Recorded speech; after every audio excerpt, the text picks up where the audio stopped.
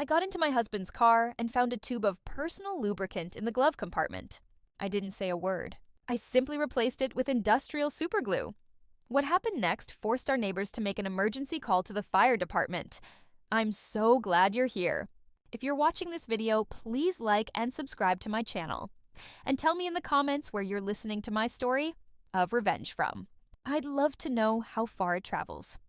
I sat at the kitchen table. The silence in the house was thick, like morning fog, a silence that had become an unwanted guest over time. The old clock on the wall, a wedding gift from my late mother, ticked with a steady, accusing rhythm. Each sound felt like a reminder of a life that might have been nothing more than a carefully built illusion.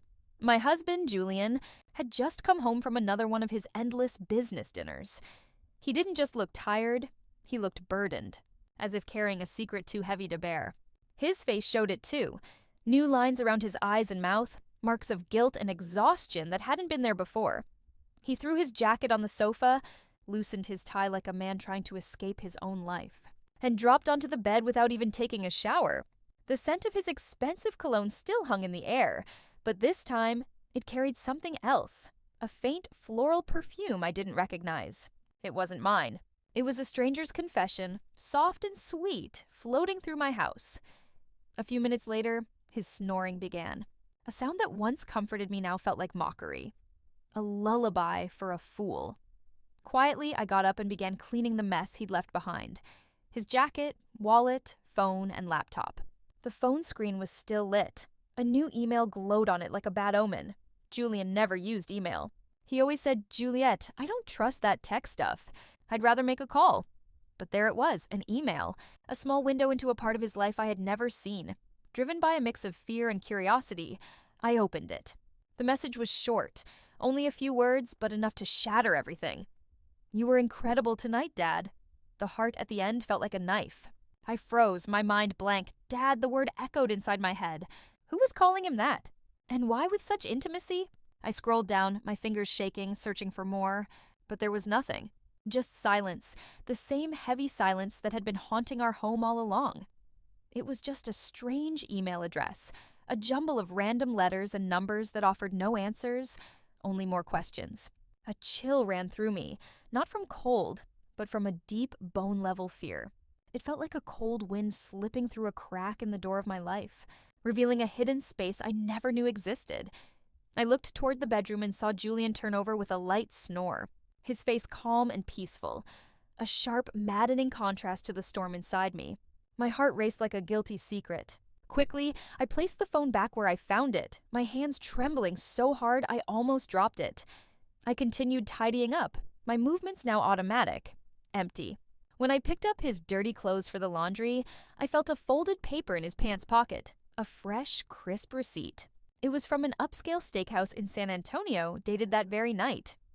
I frowned. San Antonio? He had told me he was meeting partners in Dallas. A short, bitter laugh escaped me. Julian hated driving to Dallas. But San Antonio, that was different. His late mother had lived there, and he always spoke fondly of that city. So who had he been having dinner with there, while lying to me about being in Dallas? The receipt listed 2 meals, a bottle of Cabernet Sauvignon, the same wine he had once bought for our 10th anniversary, and main dishes of filet and pasta. I tried to remember the last time he'd taken me somewhere like that. Maybe 10 years ago, when I opened my first bakery. That night had been special. Candlelight, his proud smile, the toast to my success. Now, that memory felt false. Just another photo in the album of lies. I took out my phone and quietly snapped pictures of the receipt and the email. I didn't want to believe what I was thinking, but a wife's instinct, especially after 40 years, is rarely wrong. Something was happening, and I had to find out what it was. My hands shook, not just from anger, but from dread. It felt like I was standing on a cliff, about to watch my entire life collapse beneath me. I went to the garage.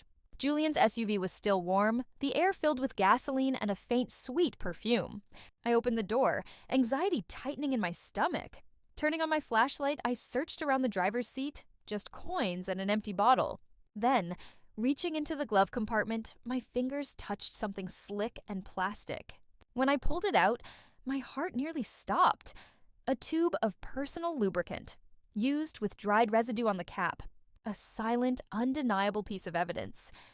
I froze, staring at it as if it were a physical form of betrayal. Julian and I hadn't been intimate in years. He always said he was too tired, that age had dulled his desire. So who was this for? The question repeated in my mind like a hammer. I stayed calm. Survival mode. I put the tube back exactly where it was and wiped my hands hard with a napkin, as if I could scrub away the disgust. Then I kept searching, more carefully this time. Under the back seat, I found crumpled napkins soaked in a sweet floral scent. Not a man's, and not my rose perfume either. It was unfamiliar, loud, and intrusive. A clear mark of infidelity in the quiet of our garage. I photographed everything. The lubricant, the napkins, as if capturing the scent itself. Then I closed the car and went back inside, the weight of proof pressing on my chest. At the kitchen table, my hands wouldn't stop shaking as I picked up Julian's phone again. By now, I was almost sure he was cheating. But his messages were empty, only dull work chats. His inbox was clean except for that one strange email. Checked the sent and draft folders. Nothing. Everything. Was too neat. Too perfect. Almost as if he'd erased every trace of his secret life, a master liar. I thought bitterly. My anger had turned cold, heavy, and solid. And with it came something new. A need for truth, no matter the cost. The next morning, as sunlight slipped through the curtains, I was already awake, a ghost moving through my own house. The images of the email, the receipt, and the tube wouldn't stop spinning in my head. I stood in the kitchen, my body on autopilot while my mind raced. I made a simple breakfast, 2 eggs, some toast, and Julian's favorite strong black coffee. I hadn't slept all night. Julian came down looking tired, his hair a mess, his eyes half closed. He sat, took a sip of coffee, and set the cup down. "I have an important meeting today," he said in that same practiced tone he'd used countless times. "I'll probably be home late." He was so convincing. The easy tone, the casual lies, it chilled me. I forced a small smile, though all I wanted to do was scream, "Where is the meeting, Julian? In San Antonio again?" But I stayed quiet, hiding the fire behind my calm voice. "All right," I said softly. "Be careful." He gave me a light pat on the shoulder, a gesture that felt empty, then walked out the door. The door closed, leaving the kitchen in silence, and me alone with a suspicion that was slowly turning into certainty. I cleared the table and washed the dishes one by one, the rhythm of the task a small anchor in the storm of my thoughts. I couldn't just sit there guessing. I needed the truth. Real, solid proof. I picked up my phone and searched for the number of Mrs. Miller, an old friend who had helped me when I first opened the bakery. Years ago, she had mentioned a private investigator who specialized in infidelity cases. "Juliet, if you ever need help, I can give you Thomas's number," she once said. "He's very discreet." I never imagined I'd call him, but now I had no other choice. I dialed her number, my voice trembling, each ring a loud echo of my anxiety. "Hello, Mrs. Miller. Can you help me contact Thomas? I need him." There was a pause before she replied softly, "Juliet, what's going on? Did Julian do something?" I didn't want to explain over the phone. My pride was too raw. I just need to know the truth. "Please, can you help me?" Mrs. Miller, a woman of few words but strong intuition, agreed immediately. An hour later, I received a message from Thomas asking to meet at noon in a small cafe downtown. "Mrs. Roberts, please don't worry. I'll help you," the message read. It was brief, but it felt like a lifeline in a sea of lies. At noon, I went to the cafe, a quiet place with worn wooden tables and the smell of roasted coffee in the air. A scent that usually calmed me now felt strangely distant. I chose a secluded corner where I wouldn't be noticed. Thomas arrived soon after, a short, solid man with calm eyes and a simple blue shirt. I handed him a flash drive with the photos I had taken the night before, the strange email, the restaurant receipt, the lubricant tube, and the napkins. "This is all I have," I said shakily. "I think my husband is cheating on me." The words felt bitter. Thomas nodded, reviewing the images carefully, taking notes in his small notebook. "Mrs. Roberts, I understand. I'll start following Mr. Roberts this afternoon. Don't worry, I'll update you as soon as possible." I thanked him quietly, trying to hold back tears. "I just want to know the truth, whatever it is." He nodded with a look of empathy. "Go home and act normal. Don't do anything that raises suspicion. I left the cafe and walked into the crowd, but I felt more alone than ever. 40 years of marriage, a life built on trust, now cracking beneath my feet. I had believed Julian was a loyal man, my partner through every hardship. Now I was hiring a stranger to follow him. The irony cut deep. I felt like a character in a story I never chose to be part of. That night, I sat in the bakery, surrounded by the smell of flour and fresh bread, going through invoices when my phone buzzed. A message from Thomas. My heart pounded as I opened it. It was a photo of Julian, wearing his light blue shirt, walking into a fancy restaurant, holding hands with a woman. I zoomed in. My breath caught in my throat. It was Allison, my daughter-in-law. She wore a black dress, heavy makeup, and bright red lipstick. They didn't look like father-in-law and daughter-in-law. They looked like a couple. Their closeness spoke volumes. I sat frozen, staring at the photo, my hand trembling. Allison, how could this be? At family dinners, they always seemed distant, barely speaking. Now I realized it had been an act, a performance for my benefit. Thomas sent more photos. In one, they were seated in a quiet corner decorated with candles and flowers. Allison leaned toward him, smiling, while Julian raised his glass with a tender look I hadn't seen in decades. A look he once gave me, when I was young and full of dreams. Now it belonged to her. Later that night, another message arrived, a video. It was past 2 a.m. I put on headphones and pressed play, my hands shaking. In the video, Allison whispered something into Julian's ear that made him laugh. A laugh I no longer recognized. Then they left together. Julian opened the car door for her, the way a man does for someone he cherishes. I replayed the video over and over, each time more painful than the last. Allison, the woman I had treated like my own daughter. Julian, the man I had shared my life with. How could they do this? And to me, to Daniel? I saved everything. The photos, the video, every timestamp, every name. My hands worked mechanically, but my mind was chaos. I didn't want to believe it. But the truth was right in front of me. I stayed in the bakery among the smell of pastries and sugar, but nothing felt sweet anymore. I remembered the early years, when Julian helped me lift sacks of flour, when we dreamed together in our small kitchen. Now it all felt like a memory wrapped in lies. The next morning, I stood in the bakery's small kitchen, reviewing a delivery order for a downtown hotel. The familiar scent of vanilla and dough felt empty. When I finished signing the invoice, my phone buzzed again, a message from Thomas. Mrs. Roberts, I'm sending you more evidence. I took a deep breath, trying to steady my hands. More photos appeared on the screen. Julian, in his gray shirt, leaving a law office near the main plaza. Beside him, Allison, wearing a beige dress and large dark sunglasses, her hair tied up. They were walking close together. Too close. The next photo showed them in front of a 4-star hotel with glass doors and gold letters. I zoomed in, searching for a reason to doubt what I saw. There was none. They looked natural, comfortable, like a couple with nothing to hide. Then came a short video. My heart pounded as I hit play. From a distance, I could clearly see them on a balcony. Julian's arm around Allison's waist, her head on his shoulder. Then, a kiss. Brief, but enough to destroy what little hope remained. I replayed it frame by frame, unable to look away. When she came running back to him, smiling, I knew. Mr. Thomas texted again. They also rented a room for the afternoon. It seems they'll stay the night. I'll keep watching. I read the message over and over, my throat tight. Just hours earlier, Julian had texted me, I'll be home late tonight, meeting a business partner from out of town. His words now felt cruel, so casual, yet so false. He wasn't out of town. He was in that hotel with our daughter-in-law. I opened my hard drive and saved every file, staring at each one as if to confirm it was real. In the video, Julian's gaze toward Allison was soft and familiar, the same way he used to look at me decades ago. Once under the San Diego stars, he promised me forever. Now that promise was nothing but dust. I thought about our family dinners. Everyone laughing, pretending everything was fine.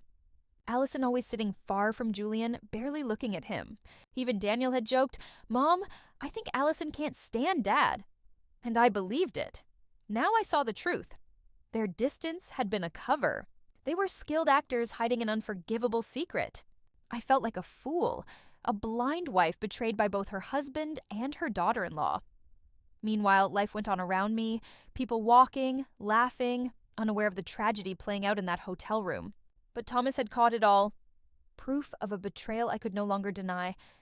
I replied, "Thank you, Mr. Thomas. Please keep watching. I need to know everything." He answered simply, "I will. Stay calm." That night, I returned to the house Julian and I had built together. It no longer felt like home, only a place filled with ghosts and lies. I opened the dresser drawer and pulled out a thick envelope. My hands moved with quiet determination. I printed every piece of evidence. Photos of Julian and Allison leaving the lawyer's office. Photos of them entering the hotel. Photos of them on the balcony. Every frame of the video. I organized them carefully and sealed the envelope. I hid it under old family photos at the bottom of the drawer. I looked at a picture of the four of us. Julian, Allison, Daniel, and me at Daniel's birthday. Allison smiling, hugging Daniel. Julian with his arm around my shoulder, proud. Now I wanted to tear that photo to pieces. Erase their smiling faces from my life. Before dawn the next morning, I heard the front door open. Julian staggered in, smelling of alcohol. "The client was difficult, Juliet," he mumbled. I had to drink a lot. I'm exhausted. I stood in the kitchen with a glass of water, watching him perform, feeling the sting of it. "Rest," I said, my voice calm and practiced. "You have work tomorrow." He nodded, patted my shoulder, and went to bed. Minutes later, he was snoring peacefully, as if he hadn't spent the night in a hotel with our daughter-in-law. When I was sure he was asleep, my phone vibrated. It was Thomas, the detective. "Mrs. Roberts, I recorded their conversation in the hotel parking lot," he whispered. "They didn't notice. I'm sending it now." My heart pounded. "Thank you, Thomas." "Send it over," I said. An audio file arrived. I put on headphones and pressed play. Allison's voice, cold and certain. "Dad, finish that fake contract quickly. I want control of the whole bakery chain. I want that old woman out of the house." Julian's voice, calm and sure. "Don't worry about the papers. Juliet doesn't know. Leave it to me." She trusts me. It felt like a knife twisting inside me. They weren't just cheating. They were planning to steal everything I had built. The bakery chain. All my work. All the deliveries, the sleepless nights, the contracts. Julian had never baked a loaf or worked the counter. Now he and Allison wanted it all. They wanted to throw me out of my own home. I almost broke down, but I copied the audio to the flash drive. Noted time and place to steady my hand. The next morning, Thomas sent more photos. Telephoto shots of Julian and Allison in his car. A thick pile of papers between them. Allison with a red pen marking a document. Julian nodding, smiling in agreement. Thomas wrote, "They plan to use a notary contact for the transfer. I'll investigate." I zoomed in on the photo. I couldn't read the words, but I knew what they meant. They were trying to take everything, step by step. I sat among trays of pastries that smelled sweet, but my world felt like it was collapsing. I replayed the audio again and again. Allison called me that old woman, I remembered. She had once been part of the family. I taught her to cook rice. I hugged her like a daughter. And Julian, the man I loved since I was young in San Diego. He had sworn to stand by me forever. Now they'd made a fool of me. A woman who still believed in family. Mrs. Peterson, a regular, came in for pastries. "Juliet, your bakery is doing so well," she said warmly. I forced a smile and thanked her. Inside, I felt broken and furious. After she left, I sat with my hands on my head. No tears came. Just a quiet burning rage. Like an oven ready to ignite. That night at dinner, under the yellow kitchen light, Julian spoke in a monotone. "Juliet, I have business papers to sign this week. You should review them." I picked up bread and pretended to eat. All I heard was Allison's voice in my head. "Dad, hurry up and sign the fake contracts." He was testing me. Trying to draw me into their plan? I gave a faint smile. "I'll look at them later. I'm tired now." He drank more wine and slurred about a difficult client. I nodded, silent. Inside, I wanted to scream. Do you think I'm that naive? When he stumbled to bed, he left his car keys on the nightstand. They glinted under the dim light, a small, shiny invitation. I moved slowly, each step controlled. The night was still. Crickets chirped outside. I turned on my phone flashlight. The dim beam revealed Julian's old SUV in the garage, a silent witness to betrayal. I opened the car door. The smell of gasoline lingered, mixed with a faint, sweet perfume. I reached for the glove compartment between the seats. There it was, a tube of lubricant with a loose cap and dried residue around the edge, a small, disgusting monument to their betrayal. I held it in my hand, feeling like I was touching their secret. It was obvious they had used it again, proof that Julian and Allison were still playing their hidden game. I took the tube to the kitchen, placed it on the counter, and washed my hands with lemon soap. I scrubbed hard, as if I could wash away the filth of what I'd just found. The fresh scent didn't calm my anger, but it helped me focus. I opened the tool drawer and pulled out a tube of clear industrial superglue, the same kind I once used to fix a chair at the bakery. A tool of my trade, now a weapon for revenge. I carefully unscrewed the lubricant's cap and filled the tube with glue, drop by drop, until it was completely full. I wiped the nozzle, shook it gently, and tested a small bit. It came out smooth, just like the original. At a glance, no one would notice the difference. I smiled faintly, though a storm was raging inside me. This wasn't a game anymore. It was the first step toward justice. I placed the tube back in the glove compartment, adjusted the floor mat and the seat exactly as before, then closed the car door. I opened the trunk. Just some crumpled bags, an empty bottle, and an unused condom in the corner. My heart skipped, but I wasn't shocked anymore. I took pictures with my phone, adding them to the growing collection of evidence. Each image was another reminder. I couldn't let Julian and Allison get away with their lies. Back inside, I returned the keys to their spot beside Julian's alarm clock. I picked up an old book and sat on the sofa pretending to read.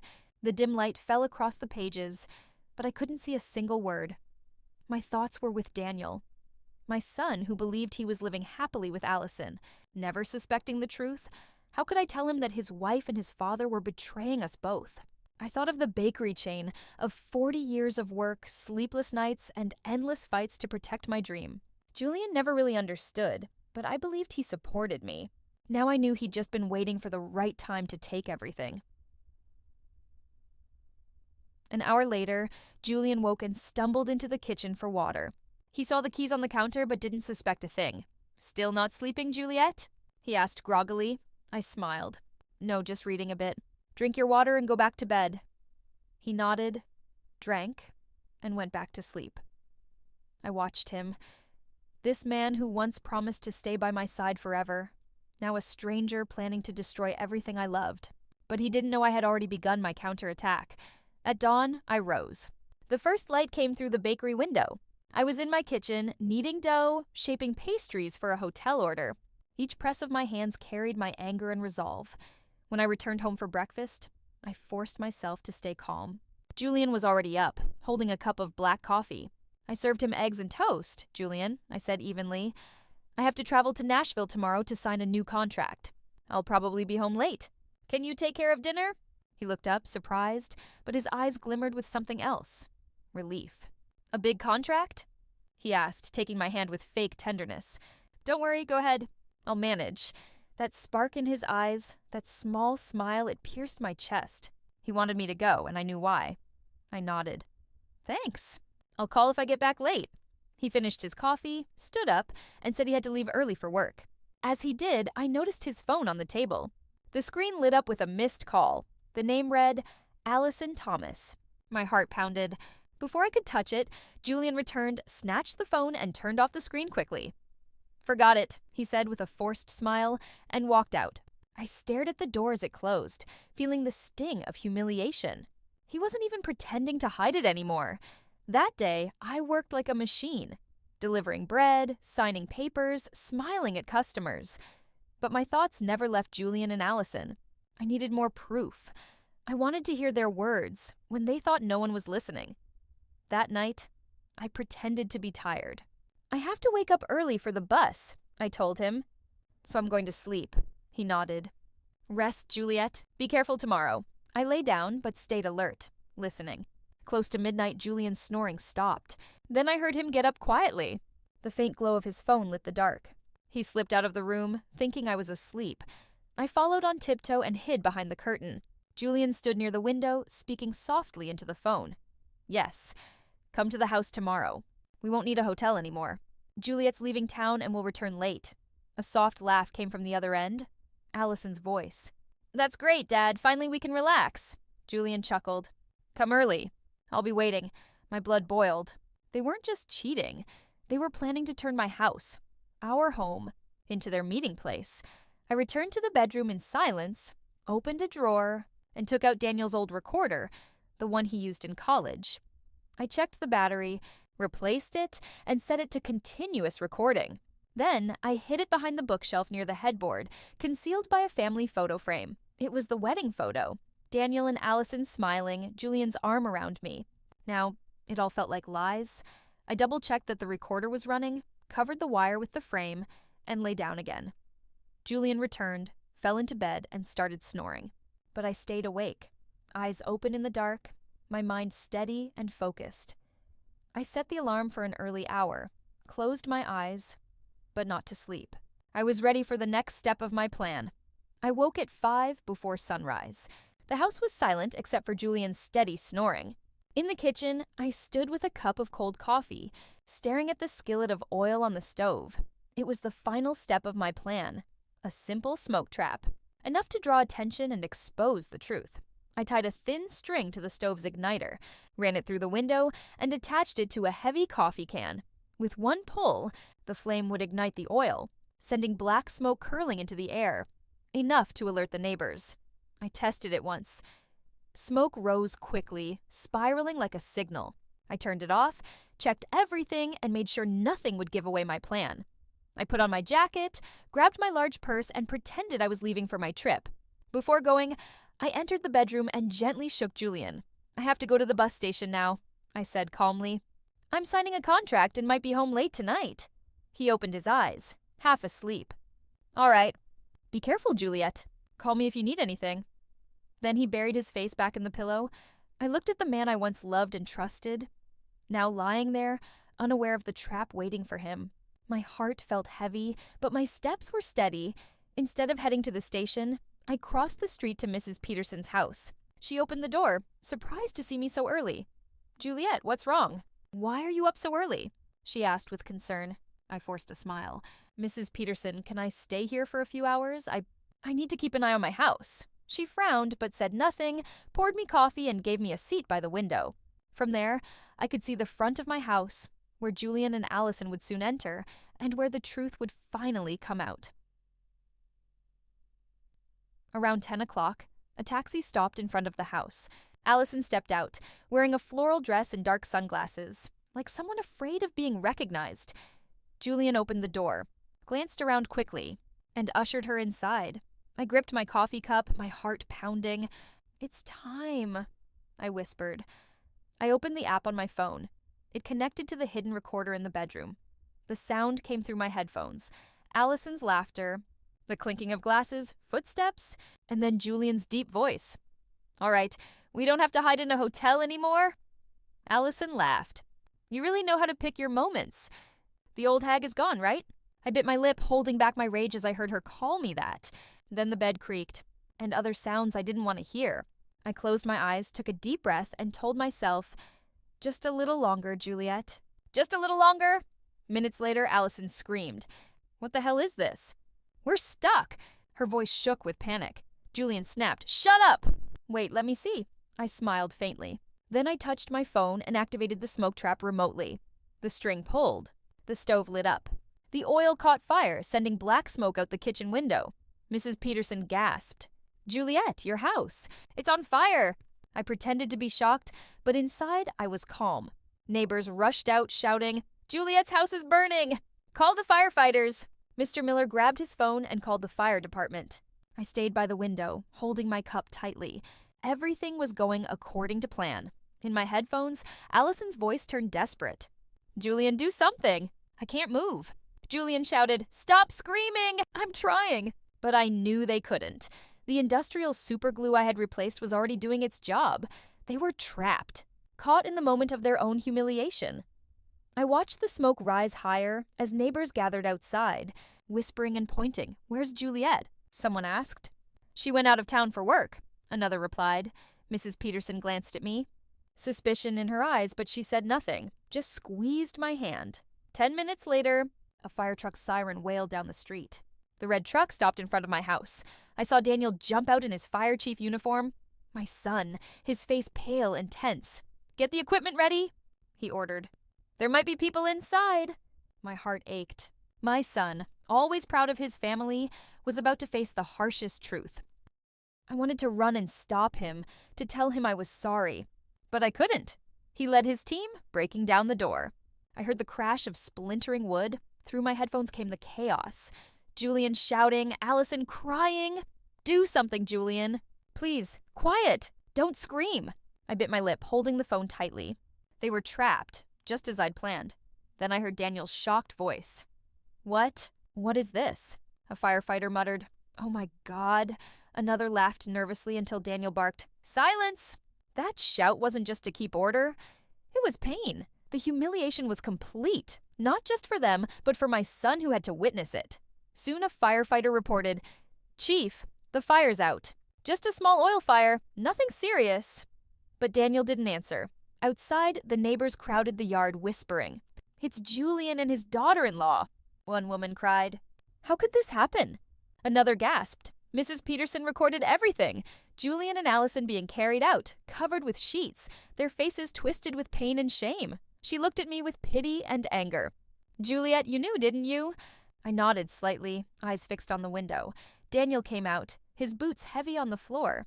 From the recorder, I heard Julian's voice, hoarse and desperate.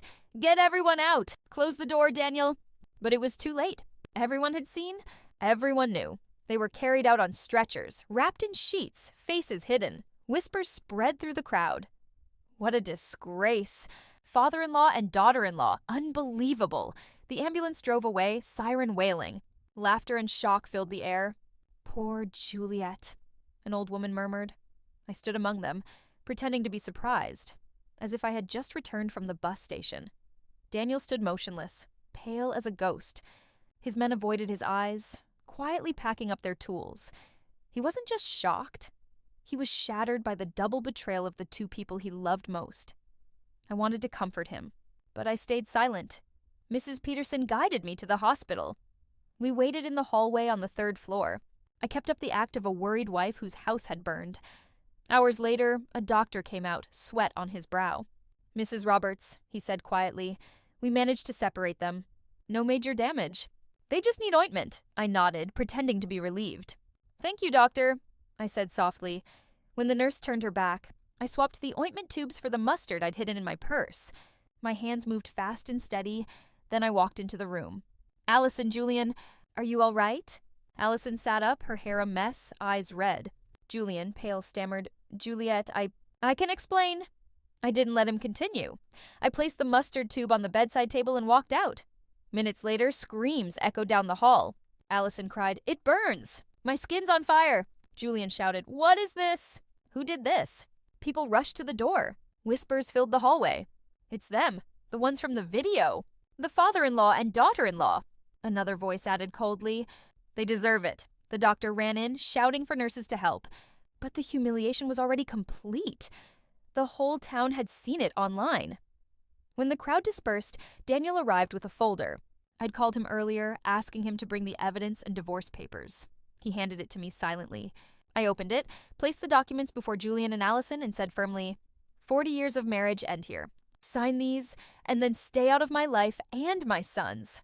Allison cried, begging Daniel for forgiveness. But he just stared at her coldly and walked away. Julian tried to grab my hand, pleading, Juliet, listen to me, please. I pulled away. You made your choice, the nurse stepped in. Quiet, please. This is a hospital. I turned and left without looking back.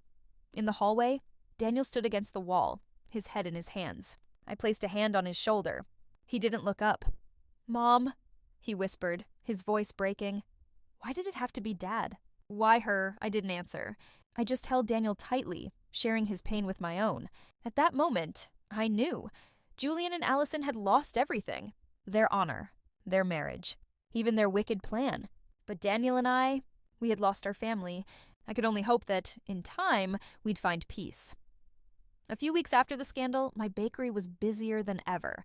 The little bell on the door never stopped ringing. Customers came in and out smiling, offering kind words. Juliet, you're so strong, Mrs. Peterson said, holding a bag of fresh flan. The whole neighborhood is proud of how you protected your bakery through all that mess. I smiled and thanked her. People saw me as strong, but only I knew. My strength came from the broken pieces of my heart. Every time I looked at the old oven, the one I had worked with for 40 years, I remembered Julian and Allison. They tried to take everything from me, but failed. I was still here, with my bakery, with Daniel, and with a new life. Daniel moved in right after that day. He didn't talk much about what happened, but I saw the change in him. He wasn't the cheerful, laughing Daniel he used to be. His eyes looked deeper now, as if carrying a wound that wouldn't heal. "Mom, I want to stay here for a while," he said that first night, suitcase in hand. "I'll help you run the bakery, handle customers. Whatever you need," I hugged him, felt the warmth of my son, and nodded without a word. He needed time, and so did I. Every morning, we opened the bakery together. I prepared the oven and trays. Daniel handled invoices, calls, and orders. "Mom," he called from the counter, "the Grand Hotel wants more pastries next week." "All right," I said. "Confirm it. I'll make extra dough." Those small moments gave me peace, a calm I hadn't felt in years. No more fake smiles from Julian. No more sweet lies from Allison. Just Daniel and me, taking care of what was left. Our dinners were simple now, just the two of us. Rice with beans, sometimes only bread and coffee. "Mom, can you make flan this weekend?" he asked one night with a faint smile. The first I'd seen since everything happened. "All right," I replied softly. "But you have to help me stir the caramel." He nodded, and in that small moment, I felt healing begin. I started making time for myself, something I hadn't done in 40 years. I joined a cooking club at the community center, where women shared recipes and stories. "Juliet, you make the best flan in the neighborhood," one woman said, laughing. I smiled. It's a little trick I learned back in San Diego. I also began going to church on weekends. I'd sit in silence under the soft light of the stained glass. I prayed not for Julian or Allison, but for Daniel, for myself, for the strength to keep going. Sometimes I'd walk with Mrs. Peterson in the town square. She'd share neighborhood gossip with her usual sparkle. "You know, Juliet," she said one morning, "everyone's still talking about Julian and Allison, but they all say, 'You're the one who truly won.'" I smiled faintly. Maybe I did, but the price was high. I lost my family to win my peace. Daniel slowly began to change too. He wasn't as quiet anymore. He'd tell me stories from the fire station. "Mom, we put out a big fire at the market yesterday," he said one evening. "It was dangerous, but no one got hurt." I listened, full of pride. "Be careful, Daniel," I said softly. "You're all I have left." He looked at me with warmth. "Don't worry, Mom, I'll never leave you alone." Those words healed something in me. Even after all I'd lost, I still had my son, and that was enough. One afternoon, the bakery was full of customers. I sat at the counter, watching the busy street. The bell on the door rang again and again. The smell of fresh bread filled the air.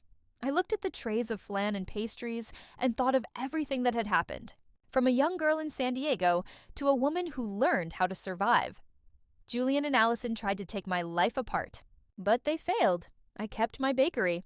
I kept Daniel. And most of all, I kept myself. Did you like my story? And which city are you listening from? Tell me in the comments.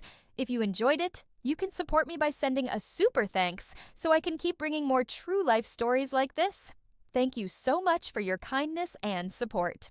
On the screen, you'll see 2 new stories I recommend. There's so much more waiting on my channel. Don't forget to subscribe. See you in the next story. With love and respect.